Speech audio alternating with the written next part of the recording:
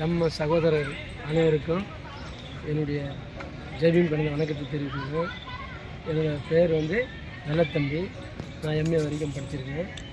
சென்னை மாநில கல்லூரி கிருஷ்ணகிரி காலேஜில் எஸ்டி பண்ணேன். எம்ஏ பச்சை பாசில் எம்ஏ கிளாஸ் ஆகி பண்ணேன். அது பிறகு ஜூனியர் அசிஸ்டண்ட் அண்ணா யூனிவர்சிட்டியில் ஒர்க் பண்ணியிருந்தேன். Admission section, engineering admission section.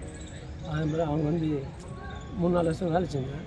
எனக்கு முன்னாடி போன பேட்செலாம் கேஸ் போட்டாங்க, கன்ஃபார்ம் பண்ண சொல்லி கோர்ட்டில் இருக்கேன். அடுத்த பேட்சில் நான் இருக்கேன். கோர்ட்டில் கன்ஃபார்ம் பண்ணது பண்ணது என்ன பண்ணாங்க, பிரேக் கொடுத்தாங்க. உங்களுக்கு கால் லெட்டர் வர அது வாங்கினாங்க. திரும்ப எம்ப்ளாய்மெண்ட் மட்டும் தான் போய் வேலை செஞ்சேன். மொத்த கால் லெட்டர் வரல, எந்த போகல. யார் வரைக்கும் பக்கத்தில் ஒன்றும் தெரியாது. ஒவ்வொரு ஊர்லேருந்து எம்ப்ளாய்மெண்ட் வந்தீங்க. நான் அட்மிட் செக்ஷன் இருந்தேன். அப்புறம் பார்த்துட்டு பார்த்தா வரல. ஒரு 6 மாதம் கழிச்சு போனேன். போனஸ் கொடுத்தாங்க. அந்த 2 வருஷம் 3 வருஷம் வேலை செஞ்சதுக்கு அவ்வளோ தான். திரும்ப லெட்டர் வரல. அதோட விட்டு aluminium fabrication work, interior decoration work ஆள் வச்சு வேலை செய்யணும். அதுக்கு வீட்டில் அப்பா அம்மா வயசு இறங்குறாங்க. சரி, கலர் ஒர்க்கு தானே, அது நம்ம ரூம்லேருந்து பண்ணிடலாம்னு சொல்லிட்டு ஊரில் வந்து அங்கே விவசாயம் பண்ணியிருக்கேன். அது ஒரு பஞ்சாயத்து தலைவராக நின்று ஊராட்சி மன்ற தலைவராக இருந்தேன். போன பிறகு போன பஞ்சாயத்து ஊராட்சி மன்ற தலைவராக அப்படியே லைஃப் தான் போகுது, ஆரம்பிச்சு. ஆனால் இந்த நாக்பூர்ன்ற ஒன்று நம்ம தமிழ்நாட்டு அளவில் தலித்தீரா ஏழுமலை வாஜ்பாய் கவர்மெண்ட்டில் மத்திய சுகாதார இணை அமைச்சராக இருந்தார். தலித்தீரா ஏழுமலை அவர் தான் இந்த நாக்பூர்ன்றதை ஒரு இந்த தீக்ஷா ஃபெஸ்டிவல் அந்த நிகழ்வு அவர் தமிழ்நாட்டுக்கு அவர் தான் அது அதிகமாக மக்கள்கிட்ட கொண்டு செல்லுவாங்க. அது ஹெட் குவார்ட்டர்ஸாக மக்கள்கிட்ட மீட்டிங், பல மீட்டிங் அரக்கோணம் தான் ஹெட் குவார்ட்டர்ஸ் இருக்குது. அரக்கோணம் அப்போ அவர் வர்றப்பெல்லாம் இப்படி ஆயிரக்கணக்கான பேர் வருவாங்க, குடும்பமாக வருவாங்க. அதுமாதிரி நான் இந்த தீக்ஷா கிட்டத்தட்ட 16-17 வருஷம் மேலே வந்துக்கிறேன். தொடர்ச்சியாக ஒவ்வொரு வருஷமாக வந்துருக்காங்க. அதனால் அது அந்த ரத்தோட ரத்தம் ஊறி போனது. அந்த ஒரு வருஷம் வரணுன்னா அந்த நாள் அந்த மறை வரைக்கும் அந்த தீக்ஷா நாள் மறை வரைக்கும் நான் தூக்கம் வராது, நானாக இருக்க மாட்டேன். அது மாதிரியான ஒரு இதுவாக இருக்குது. இந்த தீக்ஷா பூமியை இங்கே அம்பேத்கர் என்ன பண்ணாருன்னா, இங்கே தீக்ஷா பூமியை நாக்பூரில் ஏன் வச்சாருன்னா, அப்போ கேட்குறாங்க ரிப்போர்ட்டர்லாம் நாக்பூரில் அம்பேத்கர் நாளைக்கு மதம் மாறாரு. 14th அக்டோபர் 1956 அக்டோபர் மாதம் 14ஆம் தேதி 1956 புரியுதா? டிசம்பர் 6 இறக்குறாரு. இறக்கிறதுக்கு முன்னாடி அவர் சொல்கிறாரு, நான் பிறப்பால் ஒரு இந்துவாக பிறந்தாலும் நான் இறக்கும்போது ஒரு இந்துவாக சாக மாட்டேன் அப்படின்னு சொல்லிட்டு அவர் அந்த கோட்பாடு சொல்கிறார். அதனால் நான் இருக்கும்போது அப்புறம் பிறகு ஆராய்ச்சி பண்ணுறாரு.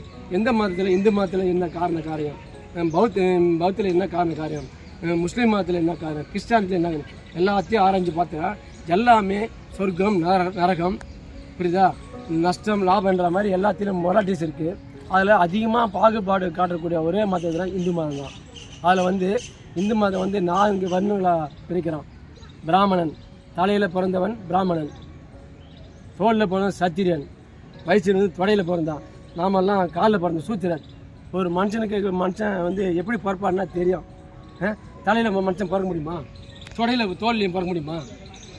அதை அது போட்டு அந்த மனுஸ்மிருதி தான் அந்த கோட்பாடு வருகிறான். மனுஸ்மிருதி அதுக்கு தான் அம்பேத்கர் அந்த மனுஸ்மிருதியை தீயிட்டு கொளுத்தினார்.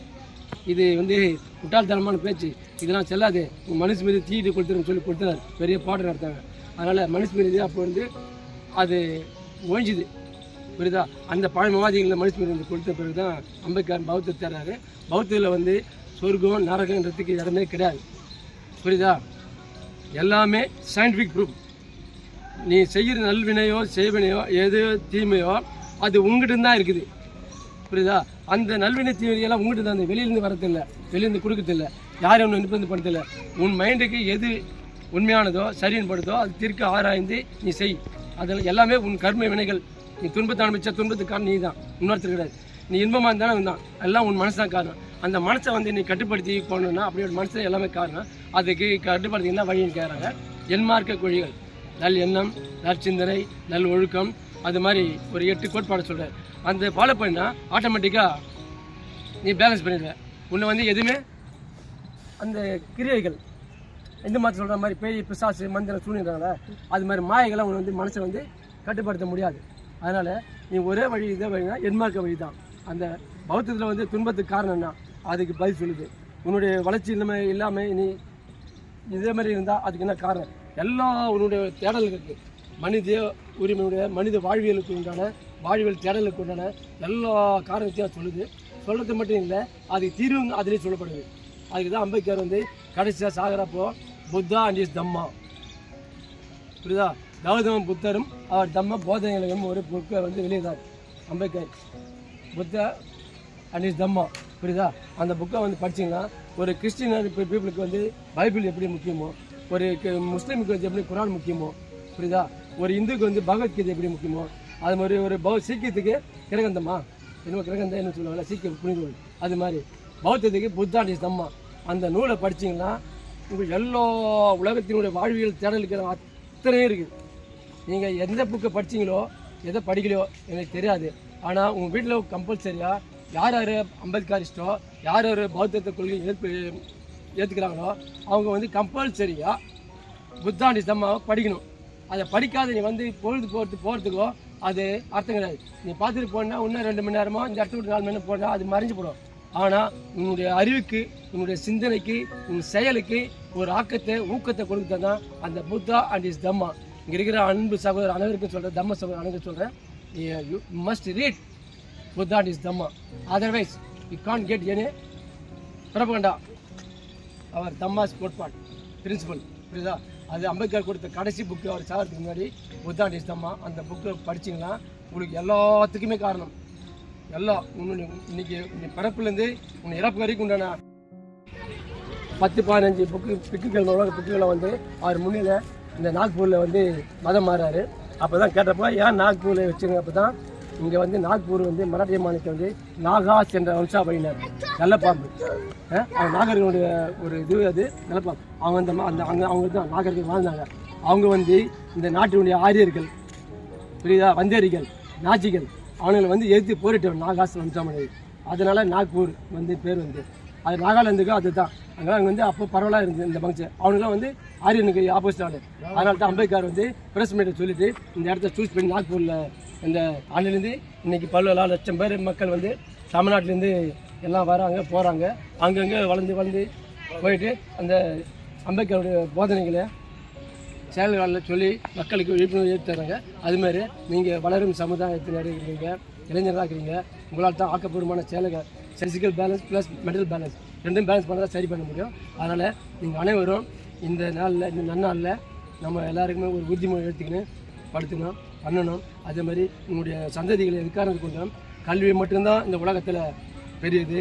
கல்வியால் மட்டும்தான் உங்கள் சுதந்திரத்தை மீட்டெடுக்க முடியும், கல்வியால் மட்டும் விளங்க முடியும். உலகத்தில் 6 அறிஞர்கள் சொன்னால் 6 அறிஞர் 2 அறிஞர் நம்ம இந்தியாவில் தான் இருக்காங்க. ஒன்று பகவான் புத்தர், இன்னொன்று அம்பேத்கர், புரியுதா. உலக மேமாதிரிகளே 2 பேர், கார்ல் மார்க்ஸ் சேர்த்தான். அப்படிப்பட்ட அறிவாளி மக்கள் காட்டிய வழியில் நம்மலாம் ஃபாலோ பண்ணணும். நம்ம ஃபாலோ பண்ண முடியாத நம்ம குடும்பம், நம்ம குழந்தைகள் எல்லாருக்கும் அம்பேத்கர் வழியிலேயே, அம்பேத்கர் செயலிலேயே கல்வி கொடுக்கணும். கல்வியால் மட்டும்தான் உங்களுடைய வாழ்க்கை, பொருளாதாரம், சமூக அந்தஸ்து, அரசியல் அந்தஸ்து எல்லாமே பெற்றெடுக்க முடியும். கல்வி மட்டும்தான் காலத்தால் அழிக்க முடியாத, இன்னொருத்தால் திருட முடியாத ஒரு செல்வம். நீங்கள் கண்டிப்பாக உங்கள் அத்தனை குழந்தை செல்வங்களுக்கு கல்வி, நல்ல தரமான கல்வி கொடுத்து அதை மேன்மேலும் வளர்ந்து ஆளாக்கி சமுதாய பங்களிப்பு வேணும், புரியுதா. வெறும் கல்வி படித்தோம், ஒரு வேலையை வாங்கினோம், உத்தியோகம் வாங்கினோம், எங்கள் ஒரு பிளாட் வாங்கினோம், பிளாட் வாங்கிட்டு வீட்டை கட்டிட்டோம், ஒரு கார் வராது. நீ கீழே இருக்கப்போ நீ மேலே தோழிக்கு ஒரு 2 படி வந்துன்னா உங்கள் சமுதாய மக்கள் கை தூக்கி கொடுத்து அம்பேத்கர் ஒரு மனுஷன் இல்லைன்னா நான் இன்றைக்கி படிச்சிருக்க முடியாது. இன்றைக்கி நான் இது வரைக்கும் கவர்மெண்ட் ஸ்கூலில் காலேஜில் தான் படித்தேன். வயிற்று சோறு இருக்காது, ஒரு வேலை சோறு இருக்காது, பட்டினியாக படித்தேன், ஹாஸ்டலில் தங்கி படித்தான். இன்றைக்கி அம்பேத்கர் வழியிலேயே என் பிள்ளை மெக்கானிக் இன்ஜினியர் படித்தான்.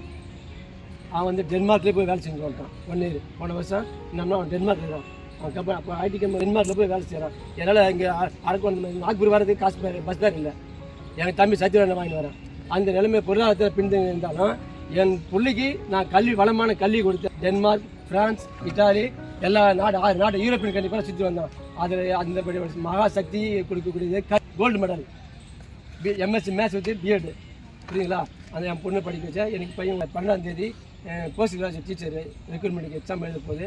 அது நல்லா வெற்றி அடையணும்னு சொல்லிட்டு அதேமாதிரி கல்வியால் மட்டும்தான் நம்ம உணர முடியும், நம்ம சக்தி காட்ட முடியும். நம்மளுடைய மக்களை, தாழ்த்தப்பட்ட மக்களை, ஒடுக்கப்பட்ட மக்களை, சிறுபான்மை மக்கள் எல்லாருக்குமே பாதுகாப்பு ஆரம்பி அம்பேத்கர் வழி தான், அம்பேத்கர் கொள்கை தான் உரிமையும் உங்களுக்கு கிடச்சிது. இல்லைன்னா கிடையாது. அம்பேத்கர் சட்டத்தால் தான் இந்த நாடு ஜனநாயக நாடாக உருவாக்கப்பட்டது. ஜனநாயகம் இந்த வாசி தான் நம்ம இதெல்லாம் பேச முடியுது, செய்ய முடியுது, கூடி முடியுது. அந்த ஜனநாயகத்தை இப்போ அழிக்கக்கூடிய சில புள்ளிகள் சக்திகள் அரசியல் சக்திகள் அதிகமாக வருது. அந்த சக்தியிலேருந்து நம்ம சமுதாயத்தையும் நம்ம மக்களையும் இந்த நாட்டையை காப்பாற்றக்கூடிய பாதுகாக்கக்கூடிய கடமை நமக்கு உண்டு. நமக்கு மட்டும் இல்லை, நாட்டுக்காக. ஏன்னா சர்வாதி நாடு ஆகிடும் இல்லையா? அதனால் இது குடியரசு நாடு சொல்ல முடியாது, மக்களாட்சி நாடு சொல்ல முடியாது. அதனால் அந்த கடமை உங்களுக்கு இருக்குது. அதை எல்லாமே உள்வாங்கி நீங்கள்